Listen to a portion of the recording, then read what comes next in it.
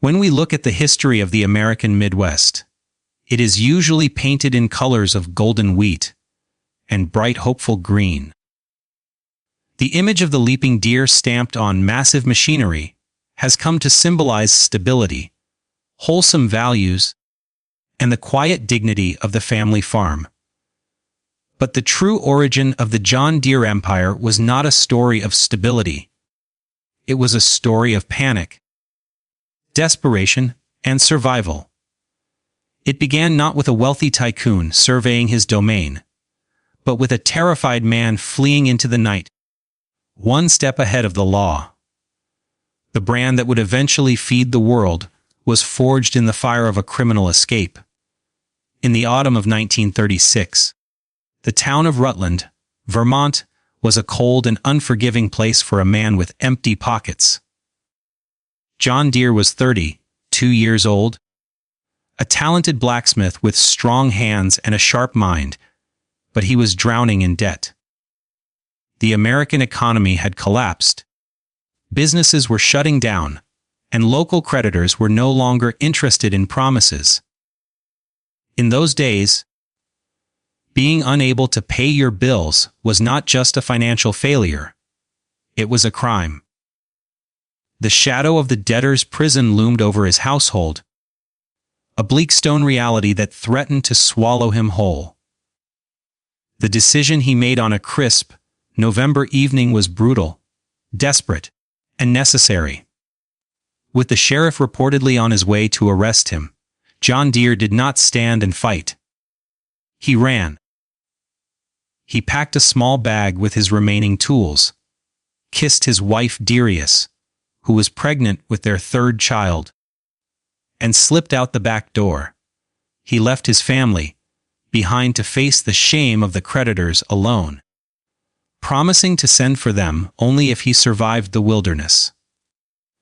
He became a fugitive, stripped of his reputation, heading west into the vast unknown of the American frontier with $73 in his pocket and a warrant in his name. His journey led him to a tiny, dusty settlement in Illinois called Grand Door, a cruelly ironic name for a man forced to take the long way around his own life. The town was little more than rough cabins, clustered near the Rock River, where civilization struggled against the elements. In the mud and isolation, the fugitive blacksmith set up his forge, hoping to disappear and hammer out a quiet living by making horseshoes and repairing tools for settlers. He soon discovered that the farmers of Illinois were fighting a battle even harder than his own. The Midwest was supposed to be the promised land, with soil rich, black, and fertile, but there was a hidden curse. The soil was heavy and sticky, clinging like thick gumbo. The old cast iron plows the farmers had brought from the east were useless. Mud clogged the blades every few feet, forcing farmers to stop, scrape, and start again in exhausting cycles. Men were giving up, packing their wagons and returning east, defeated by the very soil meant to make them rich. John Deere watched their struggle from the door of his shop. He saw exhaustion, despair, and hunger in the faces of families standing on the world's best farmland. His blacksmith's mind began to turn. The problem was not the soil, it was the metal. Cast iron was too rough and held onto dirt. He needed something smoother, something that would cut through earth like a knife through butter. He needed steel. The breakthrough came when he found a broken steel saw blade discarded at a sawmill. In that jagged scrap of metal, he saw the future. He heated it until it glowed red, hammered and bent it, polished it until it shone like a mirror. He attached the curved steel blade to a wooden handle and tested it in a neighbor's field. The result was revolutionary. The polished steel cleaned itself as it moved, and the sticky mud slid right off. The plow cut clean, perfect furrows across the prairie. It was the first self-polishing steel plow in history. In that moment, John Deere ceased to be a fugitive blacksmith and became the savior of the American West. He unlocked the potential of the breadbasket and gave farmers the key to their future. But success did not free him from his demons. The fear of poverty and the memory of the sheriff at the door never left him. It transformed into relentless perfectionism. He became obsessed with quality, terrified that a single bad product would destroy everything. He told his partners that he would never put his name on a product that did not contain the best that was in him. For him, it was not just a slogan, it was survival. As demand exploded, his small shop could no longer keep up. He needed transportation and infrastructure, so in 1848, he moved to Mullen, Illinois, on the banks of the Mississippi River. This marked the beginning of the empire. He built a massive factory filled with smoke and ringing hammers. He sent for his family, and they joined him as royalty in a booming river town, instead of a disgraced household. But the shadow of the past lingered. John Deere was a hardened man, shaped by fear and flight. He raised his children in the shadow of the factory, where business became religion, and the plow became the altar. He saved the American farmer, but enslaved his own family to the company. He taught them that survival required relentless vigilance, and that rest was dangerous. He forged an unyielding work ethic, but forgot to temper it with warmth. As he aged and transformed from blacksmith to industrialist, he built a dynasty with unimaginable wealth and very little peace. The fugitive stopped running, but he never stopped looking over his shoulder. He built a factory to ensure he would never be poor again, and in doing so created a machine that demanded endless devotion from generations to come. The green machine was born, and its price was a life dedicated to the grindstone. Waiting in the wings was his son Charles Deere, who had watched his father's struggle and would turn that anxiety into a fortress of brick and steel. When John Deere finally laid down his hammer and passed into history, he left behind a legacy heavy enough to crush a lesser man. But Charles Deere was not a lesser man. If the father was the artist who shaped steel, the son was the general who turned it into an army. Charles lacked the calloused hands of a craftsman, but he possessed the cold, calculating eyes of a tycoon. And he transformed his father's plow business into a relentless industrial juggernaut. Under his command, the company ceased to be a local curiosity and became a global monopoly, a leviathan that swallowed competitors and dominated the American landscape. In 1872, Charles Deere decided that the king of the plow needed a castle. But the location he chose revealed the dark and obsessive heart of the Deere dynasty. While other industrialists of the Gilded Age built their mansions far from the noise and filth of industry, Charles Deere wanted to live directly above the machine that made him powerful. He selected a steep limestone bluff in Moline, Illinois, overlooking the sprawling factory complex along the riverbank below, and named the estate Overlook. The name was literal. The house was designed to stare down at the empire it commanded. He hired top architects to build a grand Swiss-style mansion with high ceilings, intricate woodwork, and rooms filled with the finest art and furniture money could buy. Yet its defining feature was not luxury, but surveillance. Massive windows faced the factory, unblinking, watching the smokestacks day and night. Overlook was not a home, it was a guard tower. Charles Deere treated it like a panopticon, a place from which he could monitor his empire at all hours. He stood in his study with coffee in hand, watching workers file into the gates like ants. He studied the color of the smoke, knowing thick black plumes meant the furnaces were roaring and production was strong, while thin smoke signaled trouble. If something seemed wrong, he would be on the telephone or marching down the hill within minutes. He never separated his life from his work, because he believed they were the same. The factory pumped the blood, and the house directed it. Living at Overlook meant living inside the machine. The massive trip hammers below pounded steel into plowshares, sending tremors up through the bluff into the house itself. Crystal glasses shivered in cabinets, and the family ate their meals to the heartbeat of the factory. Silence did not exist. There was only the constant roar of American industry. Coal smoke rose day and night, and because the mansion sat directly above the chimneys, it was bathed in pollution. White linens turned gray within hours, velvet drapes absorbed the acrid scent of coal, and servants fought a losing battle against soot coating every surface. For Charles Deere, the smoke was the smell of success. For his wife Mary and their daughters, the mansion was a gilded cage suspended in smog. They were unimaginably wealthy, traveling Europe, wearing silk, and hosting lavish parties. Yet they could never escape the reality of the business.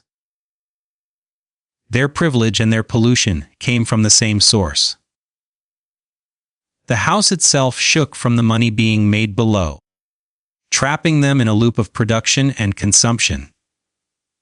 This environment shaped a unique psychology within the family. They developed a sense of duty bordering on martyrdom, seeing themselves not just as owners, but as stewards. Charles was a demanding patriarch who expected rigid perfection, consumed entirely by the company. He had no hobbies, no diversions, only the plow. As the years passed, he expanded the estate with more rooms, gardens, and walls, but never changed the view. He needed to see the fires and hear the whistles. Overlook was meant to symbolize mastery over land and industry, but it proved that industry had mastered the man.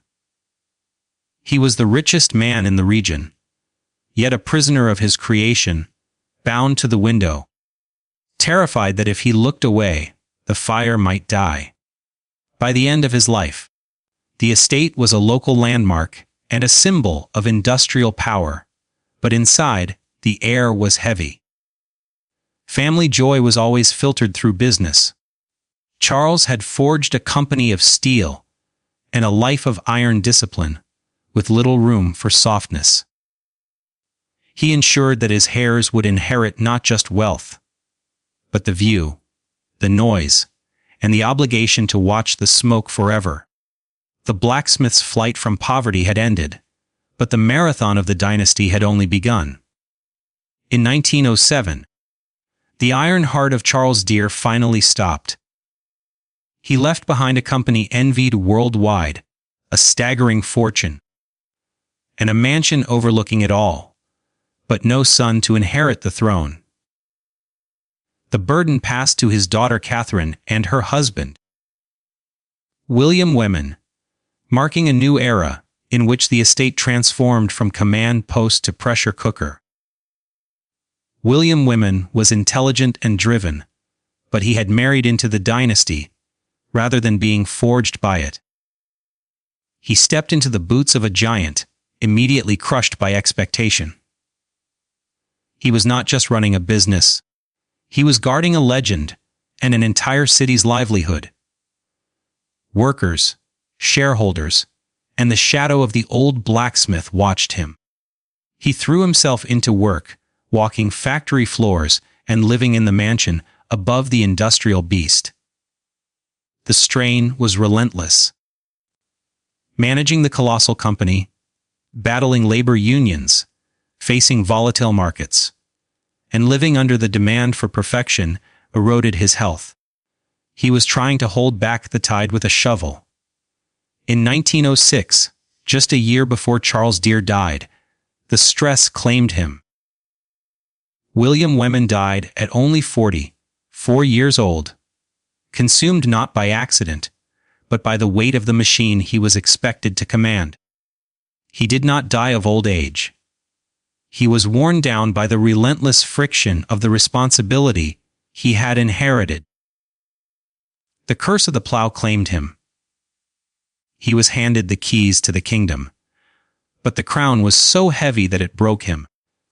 He left Catherine a widow with 2 young sons, trapped in a massive house that vibrated with the machinery that had consumed her husband. The estate, now known as the Deere Women House, became a place of tragic grandeur. Catherine Deere Wemon was a woman of immense strength, a true daughter of the Iron Dynasty. She did not flee and she did not sell the company. Instead, she raised her sons, Charles Deere Wemon and Dwight Wemon, to understand the gravity of their name. The house expanded and grew more opulent. Gardens were manicured to perfection, servants moved silently through the halls, and luxury filled every room. Yet the underlying nature of the home remained unchanged. It was a golden cage suspended above a volcano. The focus of the tragedy narrowed to the eldest son, Charles Deere Wemon, named after the grandfather who had built the house. From birth, his destiny was welded to him. He was never allowed to be just a boy. He was the heir apparent. He grew up at Overlook, listening to the factory whistle, knowing that one day he would be the one in command. His childhood was surrounded by unimaginable wealth, tutors, fine clothes, and privilege. But every window looked out on blackened skies and smokestacks. Every meal was accompanied by the tremor of drop hammers pounding steel. He was taught that the men in the heat below were his responsibility, and that the family honor rested on the quality of a plowshare. It was a life of privilege and indoctrination, training him to be an industrialist as deliberately as a racehorse is bred to run. When he finally took control of the company, he became a synthesis of 2 bloodlines, combining grit with sensitivity. He moved into the master suite where his grandfather had watched the smoke and his father had worried himself to death. In the 1920s, the house was filled with frantic luxury. Jazz played, champagne flowed, and parties became legendary. Beneath the surface, tension never disappeared. The family was bound by duty, unable to step away. To sell the company would have been betrayal, and to let it fail would have been unforgivable.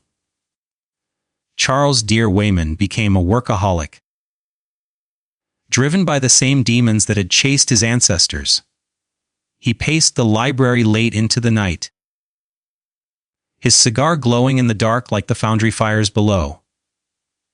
He was master of the house and servant to the legacy.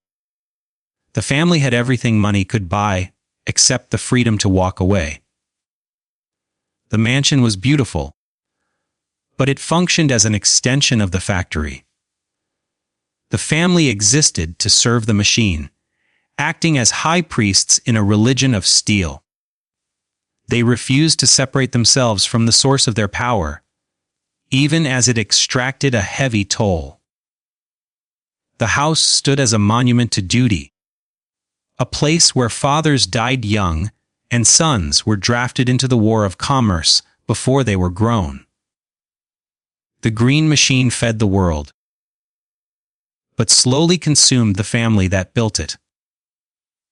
As the roaring 20s collapsed and the Great Depression gathered on the horizon, Charles Deere Wemon stood at the same window, looking down at silent smokestacks, facing a threat that could destroy everything his ancestors had built.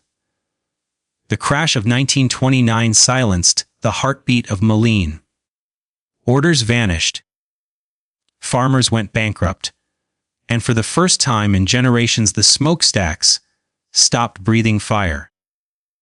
The silence was heavier and more terrifying than the noise had ever been. The fear that had driven the fugitive blacksmith returned to haunt his great-grandson. The company was bleeding money. The board panicked. But Charles refused to surrender. Surrounded by portraits of his ancestors, he made a defining decision. He refused to lay off his core workforce.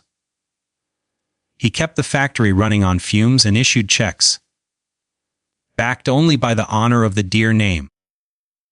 He gambled the fortune, the estate, and the future on the belief that American soil would yield again. He spent those dark years pacing the floors of the mansion, a prisoner of responsibility. The stress aged him rapidly. The mansion became a bunker under siege, its lights burning through the night as a signal that the captain was still at the wheel. He eventually pulled the company back from the brink and into the post-war boom. But the victory left deep scars on the family. In the years that followed, the bond between the family and the bluff finally snapped. The noise that once meant money became unbearable. The suit that once meant success became filth. The new generation chose to leave, seeking clean air and quiet ground. The great mansion stood empty for a time, then was donated for public use and transformed into a museum and historical center. Today, visitors walk through the heavy doors, stand in the dining room where Crystal once shivered, and look out the windows that obsessed Charles Deere. Many remark on the atmosphere. It does not feel warm or intimate. It feels imposing and serious, carrying the industrial gravity of the men who built it. The furniture is stiff, the portraits unsmiling. A house that commands respect but not comfort. The legacy of the Deere. Wayman Estate is woven from steel and sorrow. The family conquered poverty, built a global brand, and fed the world. But the price was a family life never truly their own. They were servants to the soil and slaves to steel. They forged a dynasty that changed history, but the steel hardened their hearts. As you leave the estate and drive past the factories that still produce massive green tractors, the final irony becomes clear.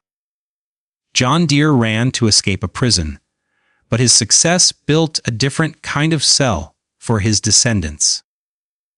It was a cell of velvet and marble with a commanding view, but a cell nonetheless. The plow broke the prairie, the factory broke the peace. And on the quiet bluff in Moline the house still stands, a lonely monument to the idea that in the pursuit of empire, the first sacrifices rest